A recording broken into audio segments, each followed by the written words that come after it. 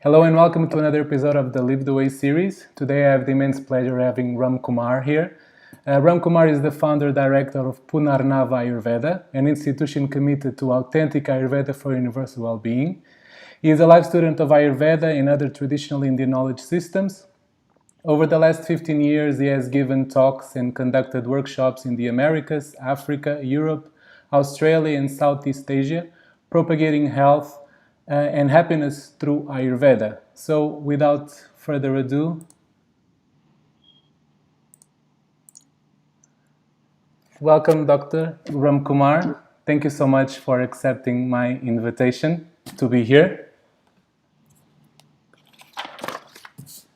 I just want to say I feel very blessed for my first visit to India and my first live experience with learning Ayurveda happened at Vaidyagrama. So Vaidyagrama, for those who don't know, it's a healing village that offers Ayurvedic treatment, and we'll speak a bit about more in detail further on down the interview. But I found that even being there as a student, there was some kind of a healing quality in the air that I couldn't necessarily understand. So my first question for you would be, what does healing mean according to your perspective and according to our experience? What does healing or heal mean? Namaste again to all of you. And yes, healing is a big word. And over the years, the definition of healing has kept changing, both in the Western context and on a personal note for me. So in the initial years, when we began studying Ayurveda, and in the years after graduating from college, healing was more about curing or just working with disease. So as a young doctor, the desire is to see patients, the desire is to see people having some health issue, preferably a physical health issue, so that we can give medicine, we can do treatments and resolve those issues. But then as we kept moving through time, we started remembering more of the words of some of our teachers, both current teachers as well as teachers of the past, where they have used more deeper words to describe a healthy person or to describe health. So one such word is a word called sama in Sanskrit. And sama means balance, or sama means harmony. And so the teachers tell us that if we can achieve some level of balance, some level of harmony within and around us, that is most certainly indicative of health and healing. And in the same breath, they talk about the fact that most of us, most of the time, are not in sama, because we are used to either being engaged in excesses, doing too much, or doing too little, or doing the wrong thing. These are the three spaces that we mostly function from. To give an example, we either exercise too much, and on the other side, we don't exercise at all. So two extremes, too much and too little or not at all. Or we do the wrong exercise at the wrong time. So always we should remember that many of us are functioning in these three areas of too much, too little, or the wrong activity. And all three of them take us out of balance. So we are not in the sama space. The teachers go on to say that when you are in the sama space, you have to be naturally swastha. Swastha means established in yourself, grounded in yourself, rooted in yourself, where you are not dependent on the external world to actually take care of you. So there is also a very deep sense of contentment. So healing has so many different aspects. In another context, the text will say healing is about being relieved from disease and distress, and then remaining in a space of health and happiness, which is again a very, very profound statement, because the words used there are sukha and dukkha. Sukha is health and happiness, or it literally means good space, and dukkha is disease and grief, literally meaning bad space. So, if we can actually create good space within us and around us, then there will not be a chance for disease and grief. So there are multiple ways in which we can endeavor to understand healing, because the teachers give so much of description. At the simplest level, on an ongoing basis, I look at healing as a continuous process of cleansing and nourishing alternately. We have to cleanse on one level and we have to nourish on the other level. Many of us focus considerably on the nourishment aspect, forgetting completely about the cleansing aspect. And excessive nourishment, as I said earlier, wherever the word excess comes, there is no balance, there is no harmony. So the cleansing and nourishment have to happen simultaneously, where the body is always having a little higher level of nourishment and a little lower level of impurities or toxins. So even for every one of us in our day-to-day life, if we can just remember these two words, cleansing and nourishing, we will probably do reasonably well for ourselves in healing ourselves on a daily basis.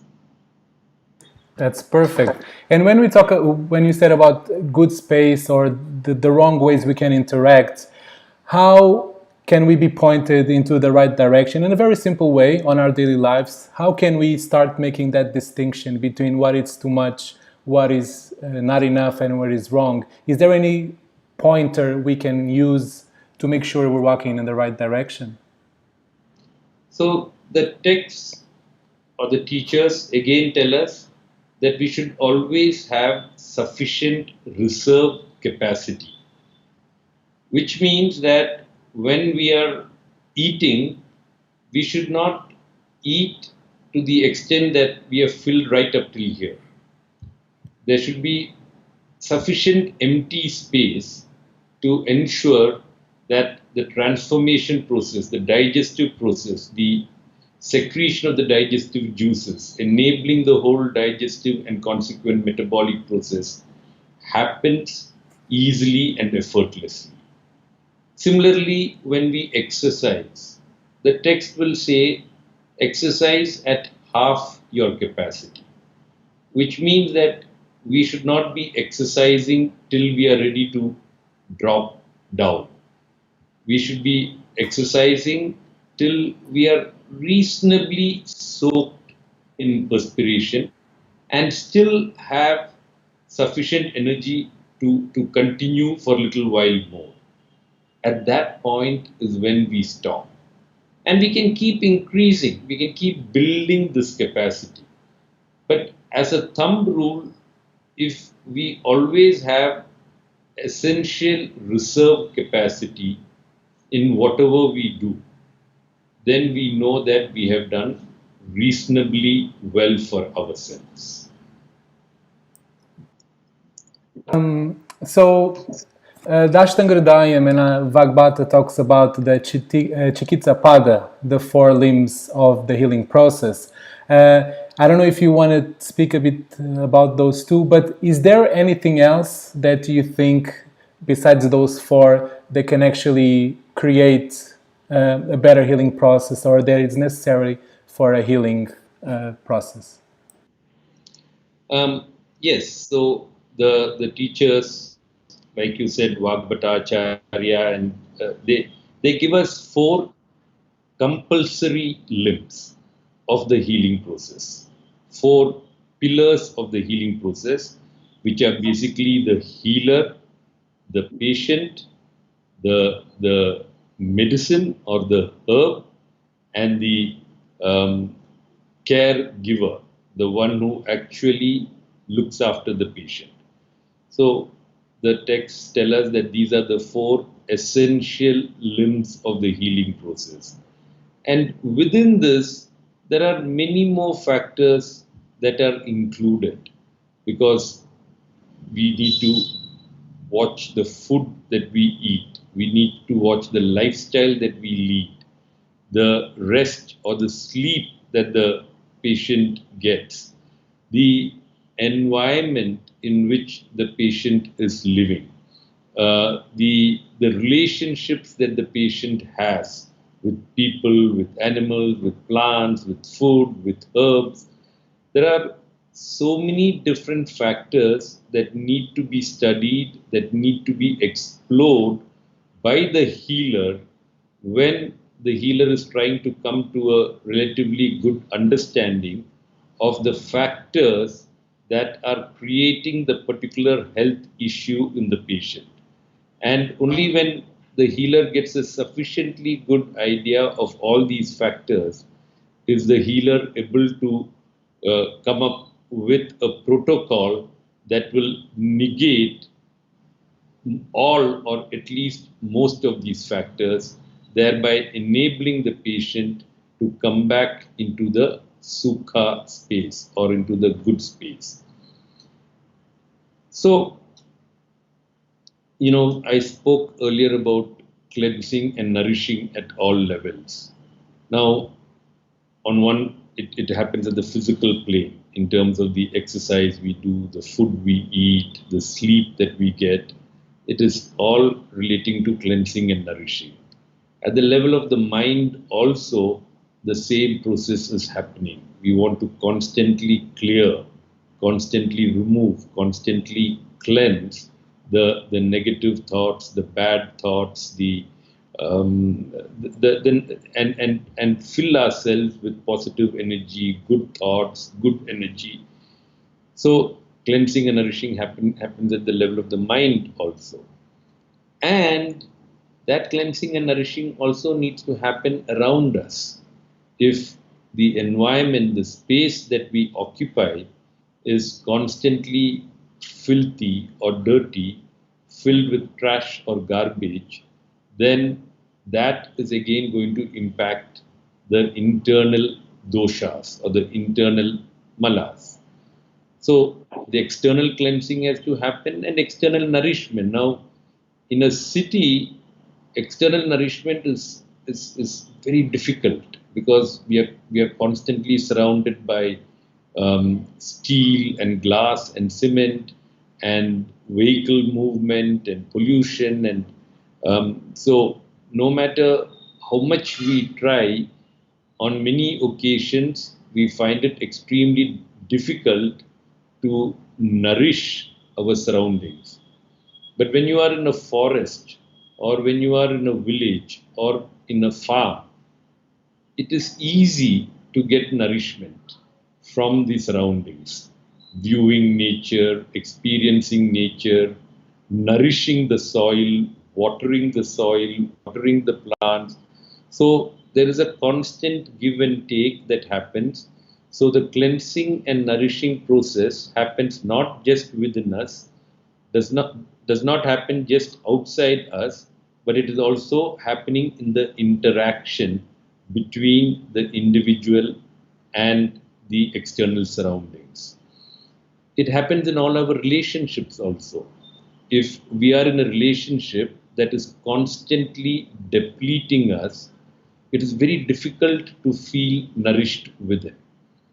And hence, it is always important that in relationships also, we need to have the cleansing nourishment process happening constantly. Sometimes one person in the relationship will need to nourish a little more, and sometimes the other person will need to nourish a little more.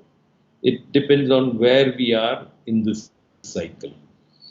So, this process, when it continues, then we begin to see a great many factors which support the primary four limbs of the healing process. That's beautiful. I have actually two follow-up questions to what you just said, but before that, you mentioned a lot the word healer. And I find that these days the word is a bit polarized depending who do you speak to. So how do you see when you use the word healer, in what is the context that you're giving to the word when you say the word healer? So the healer, as I said earlier, is not just curing a disease or dealing with a disease in isolation. The healer is working with the entire body, mind, consciousness complex. Is working at cleansing and nourishing at the physical level, is working at strengthening the mind or increasing the sattva space of the mind, and is also considering the context of the patient in terms of time, in terms of space, and ensuring that the patient becomes more aware of the impact of even time and space in the creation of disease or health. So sometimes one needs to work at much deeper levels, going beyond the body and mind to achieve a complete healing. You referred earlier to Vagbhata and the Ashtanga Sangram, and the very first sutra of the Ashtanga Sangraham, of the first chapter of the Sutra Sthana, will talk about bowing or respecting that healer who removes disease and distress through prajna and mantra. Prajna meaning the intellect, through a discerning intellect, through absolute clarity of thought, and mantra. Mantra can be prayers or chants or anything that gives a high level of positive energy to the process, thereby clearing the mind also. Because in the healing process, if the mind is not addressed sufficiently, the healing is mostly incomplete at the body level. But when the mind is addressed and the mind is given the conviction, the confidence, the courage that one can be healed, then the body responds much better. So, the healer is one who considers all these factors, has got sufficient wisdom, has got sufficient experiential wisdom. The discerning intellect is functioning very well, and is filled with compassion and empathy to ensure that every person that comes to the healer is is healed well. Now, finally, I must also say that the healer exists in every one of us. For many of us, the healer is hidden within us. The healer is not showing the true potential. And so, every patient, when the patient discovers one's own healing prowess in terms of the internal capacity to heal, then it is a continual ongoing process, not restricted to just a hospital or a clinic or some medicines or treatments, but it is happening every day in one's life. So truly there is a healer in every one of us. And there's that idea that also saying that there was never a doctor that heals the patient, that is actually nature that heals the patient. How do you make the bridge between what you just spoke about the healer and this idea that actually the one who heals is that nature? Yes, so nature, I used the word swastha earlier, being established in oneself. When one is established in oneself, nature does what is required. And basically, everything that we do today is to enable the healing potential to be activated, to enable nature to do what it needs to do. When we go against, now nature is not just about external nature, it is also about our own nature. When we go against our own nature, when we go against the external nature, then there has to be some kind of correction processes. The correction processes within the system is in terms of disease or inflammatory processes or even emotional disturbances. The correction externally is where we experience some of nature's fury, as we have all experienced in recent times. So that is where, again, sama, the word sama can also mean alignment, being aligned internally and being aligned with nature externally, which will ensure that healing happens well for all of us. So whether it's if it's ourselves or the doctor or the Vaidya, is just to allow that natural alignment to happen so that the healing can happen. Yes. So now going back to what you said before, that besides these four legs of the healing, there was you talked about the notion of space, of having a healing space. And I would kind of do two questions in one. First of all, is if you can just talk a little bit about Vaidyagrama for the people who are not familiar with it, the whole thing behind. And at the same time, on a follow-up, what are the fundamentals of a healing space? What are the elements that have to be present for us to create a healing space? Taking, for example, Vaidyagrama as an example. Yes, so Vaidyagrama is an Ayurveda healing village or a Ayurveda healing community located on the outskirts of Coimbatore in southern India. And it is located in the middle of farmland and built mostly adhering to um, eco-friendly, sustainable methods of being and living. So we have tried to be as local as possible. We have tried to be as sustainable as possible. And we have tried to be as non-chemical as possible so that we are as closely aligned with nature um, to the best extent possible. Now, when we started Vaidyagrama, we were not very sure of what it entails to create a holistic healing space. We are discovering it. You know, this is a journey, and we continue to discover. It is not. It's not a complete space. It is a space in the making, at least for all of us.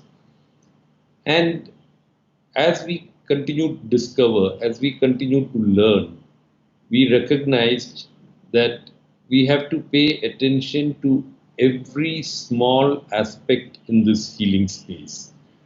There should not be anything that is there without a reason. If whether it is the way we build, the way we manage water, the way we manage energy, the way we recycle, reuse, restore, everything, when we put our attention to it, we start finding solutions that are mostly aligned completely with nature's ways. And the local land or the local community itself gives us most of what we need. So these were very interesting discoveries for all of us.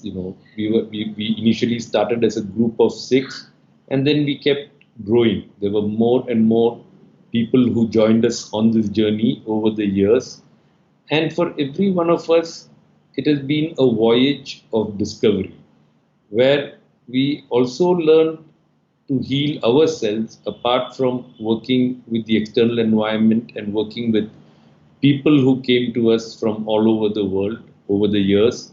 We have had people coming from more than 50 to 60 countries um, for, for a whole range of health issues and spending anywhere between 3 weeks to up to 2 months. Or right now, in this lockdown period, we have had people staying with us for 3 months. So, people have come and stayed and been, and what we endeavor to do is to work at all levels: the physical level, the emotional level, the spiritual level, the environmental level. We try to address all of these factors while we create this healing space. So, in Vaidyagrama, we will also find that it is a space that does not have any um, artificial air conditioning or television, or the internet and Wi-Fi is restricted to certain areas. Um, it's quite an open environment. Generally, most modern hospitals are closed environments where one is in the midst of artificial light and ventilation. And excessive artificial light and ventilation can actually disturb the healing process. So we chose our environment to be more open, to be more welcoming and sharing. And what we also recognized along the journey is that we need to work with the surrounding communities. And every one of us who are within the Vaidyagrama space or within the surrounding community space should be conscious and aware of our own healing potential as well as some of the principles of Ayurveda, in order to ensure that the entire environment is charged with the healing energy. So that is how the Vaidyagrama space extended from being a hospital to becoming a community, and working with the members of the local community, working with the children, working with the elders, so that, because if there is happiness around the space, that happiness translates into healing energy even for all those who come to be in the space. But if the surrounding space is filled with grief and distress and disease, then that energy will almost certainly impact those who come for healing. So now Vaidyagrama is slowly moving from being an isolated hospital space into becoming one with the entire community. I don't see any matching places. Sorry. And so, many of the local people work with us in Vaidyagrama. There's a lot of sharing that goes on in the surrounding spaces. We try to reach out to all of them, and even in the current context of COVID-19, where there is certainly a lot of deprivation and starvation in many communities, we have endeavored to reach out to them, provide them with food, provide them with some herbs which can help to look after them, provide them with food kits so that they can at least nourish themselves well during these difficult times, because they are an important part of any healing model. we cannot look at the surrounding community as separate from us when we are trying to create a healing model. So there have been so many learnings like this along the way. And working with the land has been another most beautiful experience, because when we began, we came into barren land where there was nothing that was growing. In fact, the original land had 11 coconut trees and one mango tree, and many weeds. That is about all that was there on this land. There was no water, and it was virtually untouched for many, many years because it was considered useless land. And so for us, it was a gift. It was a blessing, because we did not believe that any land is useless land. Every land is mother. We call land as Mother Earth. And the mother always gives, the mother always nourishes. All that we needed was to take care of that mother well, to ensure that mother actually shared whatever she wanted to. And thus, over the years, this land has transformed completely. We have several species of herbs growing on this land now. There's a lot of food that is being cultivated. There is a lot of water in this land right now. And so all it required was to be patient, to learn, to work with the land, and over a period of time, the land gave back to us. So, this can go on. Vaidyagrama as a healing space, there are so many stories. But to come back to the second part of your question about what are the components of a healing space, I think I've described most of it right now. I really do not know all of it because, as I told you, we are still discovering. But one more point, apart from everything that I just spoke about, a healing space also requires relationships. The relationships between people, relationships between people and the land, people and the animals, people and the plants and herbs. All these relationships have to be compassionate, all these relationships have to be healing, and all these relationships have to be greatly tolerant, patient, and perseverant. Today, most of us are impatient in our relationships. We want to see results immediately. But when we are tolerant, patient, persistent, perseverant, prayerful, then many of these relationships start flowering, start blooming in a way that we cannot imagine. So that is another important aspect of a healing space. Well, I can attest for most of the things that you've said because I spend a good amount of time at Vaidyagrama. But one other thing I noticed is that there's a certain schedule. There is a lot of chanting happening. You a couple of years ago built the temple. There's satsang. So there's all this other aspect to it. Could you speak a little bit about that, the importance? Why have you decided to keep those things part of a daily routine, and if that has actually any impact on the healing process? So when we talk about healing in Ayurveda, we talk about three aspects of healing. The text talk about Daiva Vyapashraya, Yukti Vyapashraya, and Sattva Vajaya. These are Sanskrit words, but the loose translation in English would mean that we work at the levels of the body, the mind, and the consciousness level. And when we work at the level of the body, that is what is primarily the medicines and the treatment and the food, the sleep, the lifestyle. At the level of the mind and consciousness, one needs to put in an extra effort. And that is where we thought that we need to have prayers together, the physicians and the patients. And also have of substance which raise the sattva.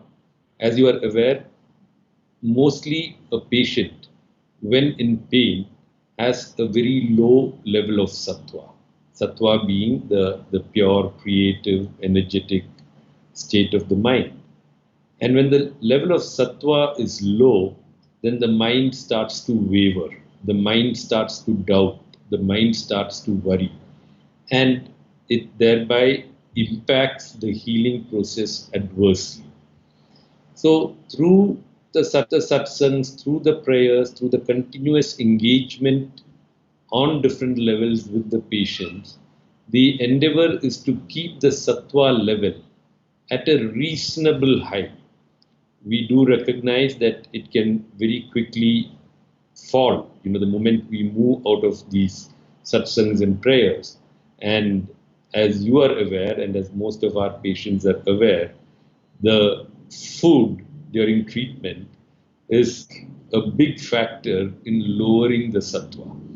And so, there is a requirement to consistently keep the sattva level high so that the confidence, the conviction in the healing process remains, and the patient is open to receiving the healing well. If the sattva component goes down, the patient becomes closed.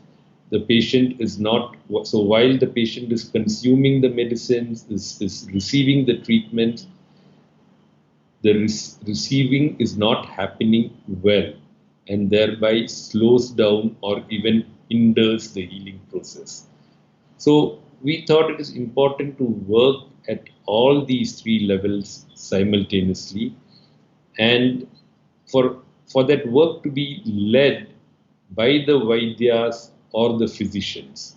It is not about, okay, go and do your prayers or go and talk to a counselor, but it is about building that relationship between the patient and the physicians where there's an easy flow of energy, there's an easy transmission of energy which makes the sattva better and enables better healing. Perfect. So I would like to go back a few steps back when you were speaking about the difference between living or the healing process in a place like Vaidyagrama that is close to nature and us living in big cities, in big metropolitan areas. Is there anything that we can do to create a more healing environment? Let's say if you're living in your home or in your community, but living in a context that you're far away from nature, is there anything that we can do on other levels to create a more healing environment, if I can put the question like that? Definitely. I think just the awareness that we need to,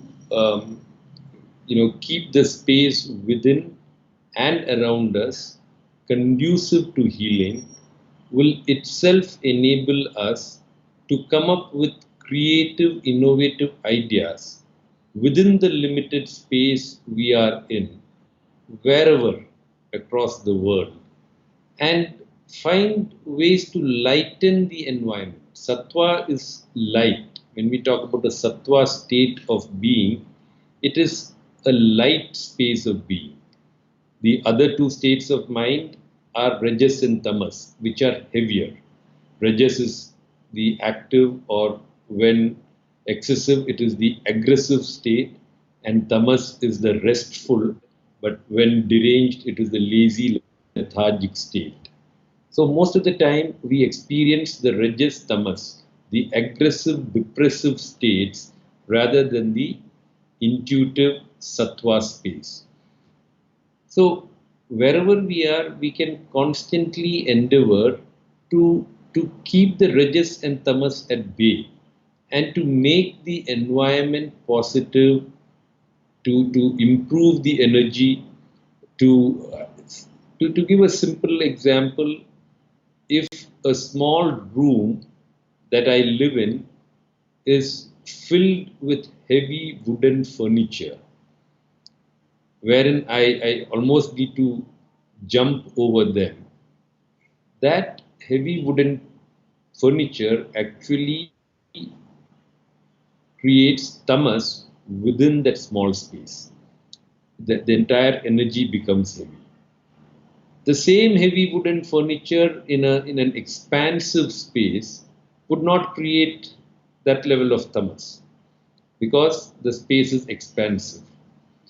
So every element that occupies the space where I live needs to be considered, and one needs to know whether it is now a clock in the room that I stay. If it has come to a standstill and I forget to change the battery in the clock for several days or weeks or even months, I know that there is a tamas element that is working there. So, in every small detail, one can actually see whether the sattva element is present or whether the rajas tamas element. If I have a television that is constantly giving me violent news, which I'm watching for 3, 4, 5, 6, or even 8 hours a day, then I know that I'm being filled with rajas. I'm becoming more aggressive. I'm becoming more angry. Or if I have music that is blaring loudly for the entire period that I am in my house, again I know that it is not the best for my healing. So if I want to be in a sattva healing space or I want to create it wherever I am, I should keep it as simple as possible, as meditative as possible, be conscious of the balance of the 5 elements: earth, water, fire, air, and space. Ensure that I cook the food that I eat at least most of the time, and I keep the atmosphere light.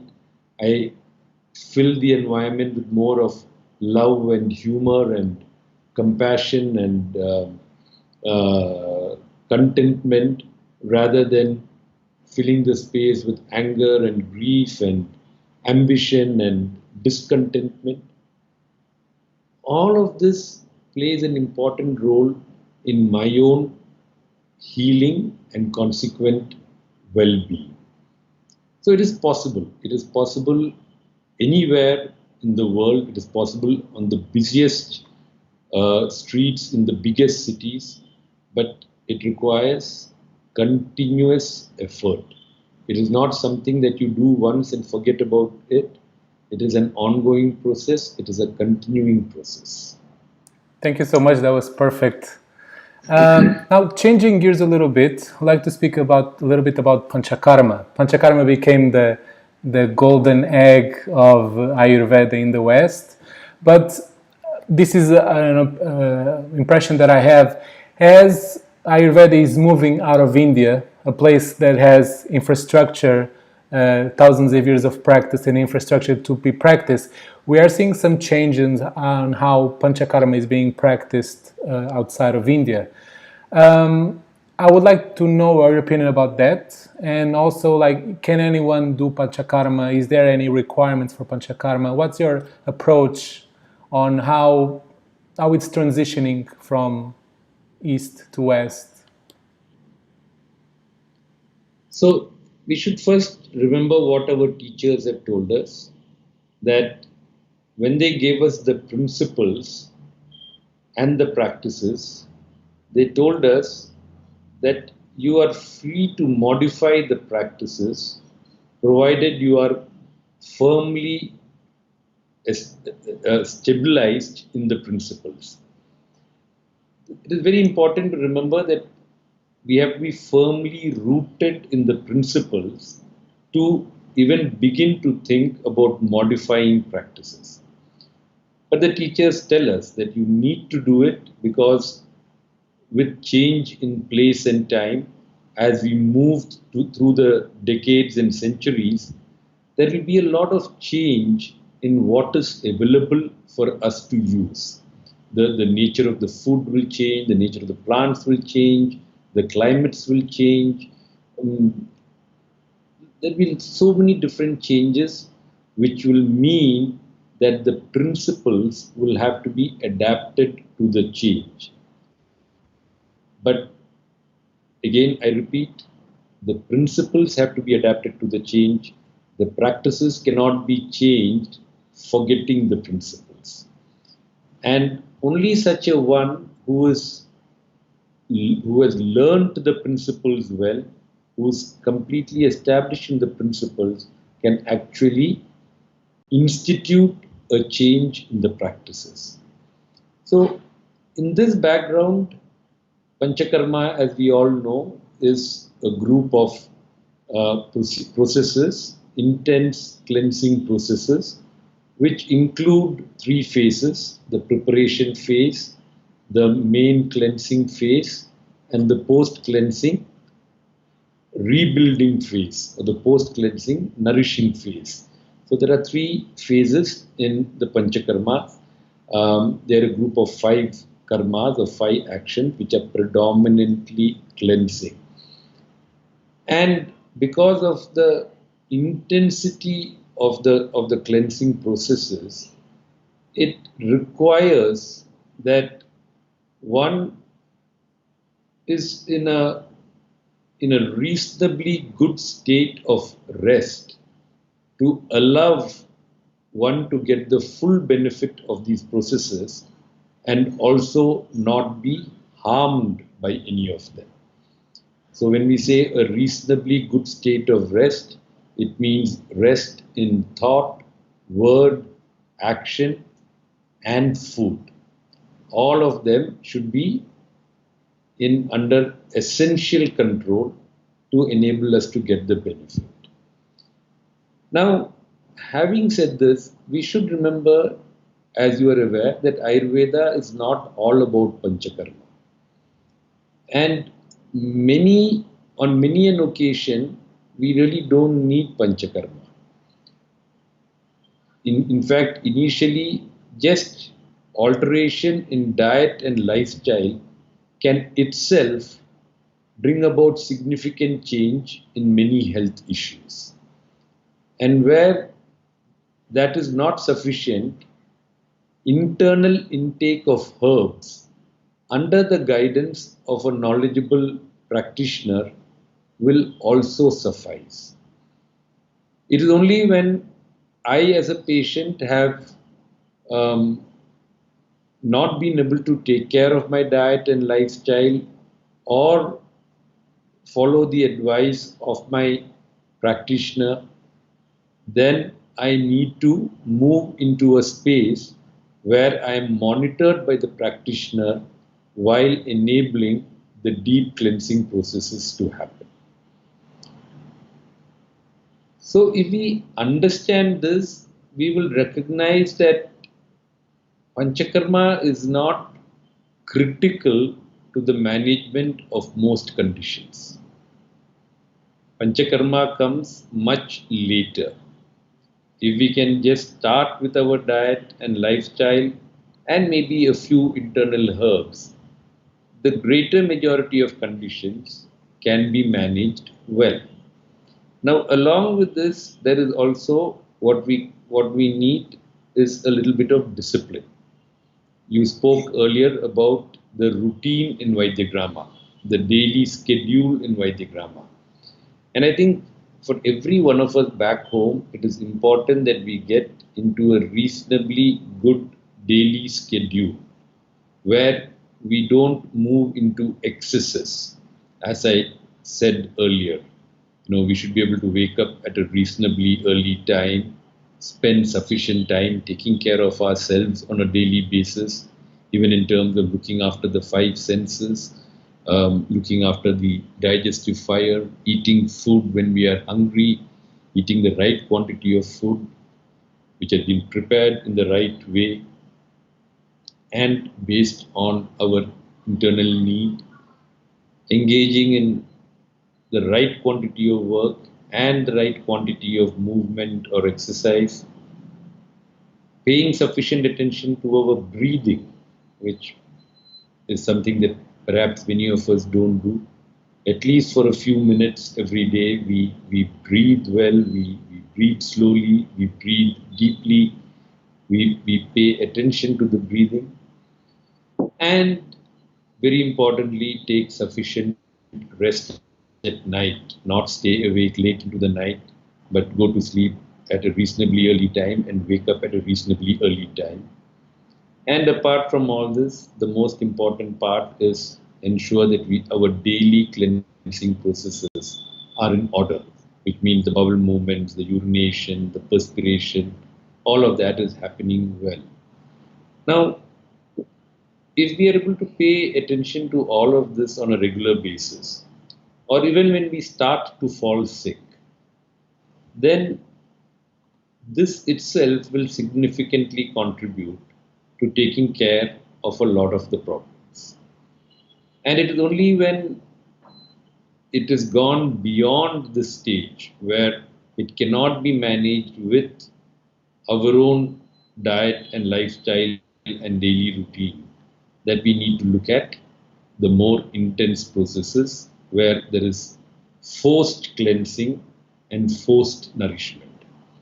Natural cleansing and nourishment is what we do on a daily basis, and that is ideal for us. But where that is not sufficient, we go into forced cleansing and forced nourishment. So when Ayurveda moves to the West, or I don't even know whether we can say Ayurveda moves to the West, because I believe that Ayurveda has always existed in all parts of the world. The name may be different, or there might not be a name, but almost everybody has an innate and inherent healing wisdom, which is mostly correct for the local context. So many a time we don't need to take, from one part of the world to the other of our healing requirements, whether it's the food or the herbs or anything. And so all that we need to do in all parts of the world is rediscover what is local, what is seasonal in relation to healing and health, and use the support of the Ayurveda principles, because Ayurveda is one such system that has documented the principles well. While there have been healing traditions in all parts of the world, many of those healing traditions did not document the principles as extensively as Ayurveda has done. And so we can rely on these healing principles documented by Ayurveda to discover or rediscover the local healing tools in all parts of the world.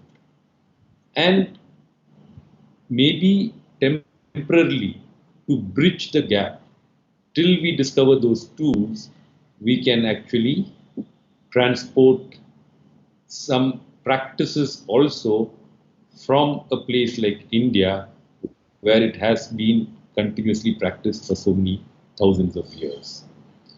But I definitely feel that the growing interest in Ayurveda, the growing popularity of Ayurveda will ensure that over a period of time, people rediscover local healing traditions.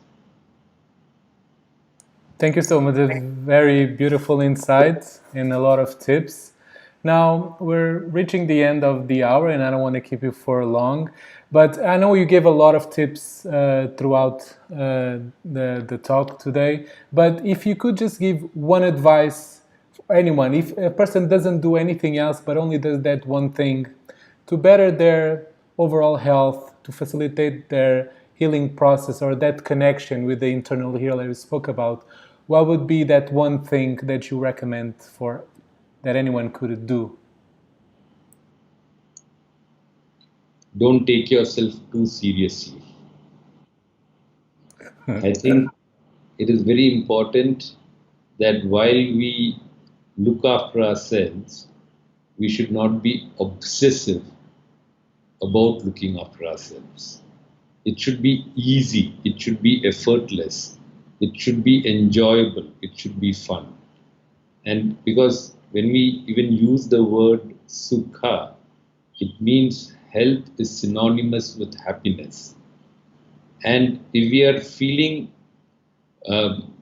feeling distressed, taking care of our health, then we are actually doing a disservice to ourselves.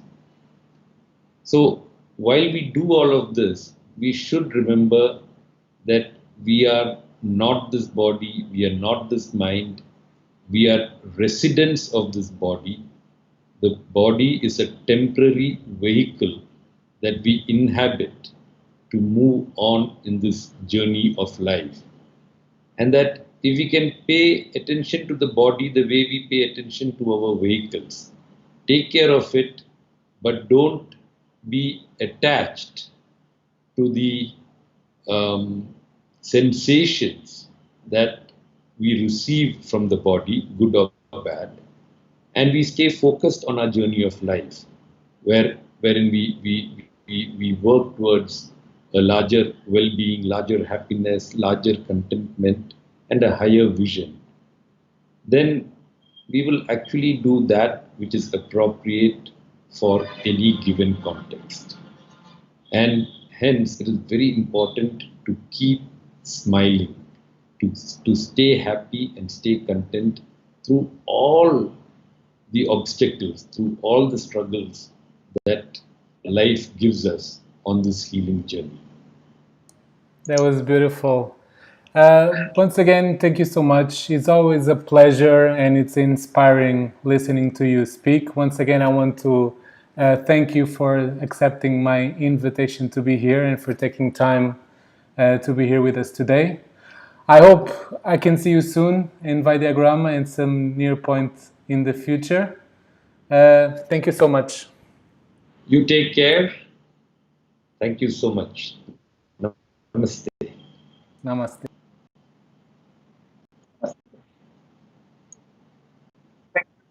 Thank you everyone for being here with us for this another episode of the Live the Way series.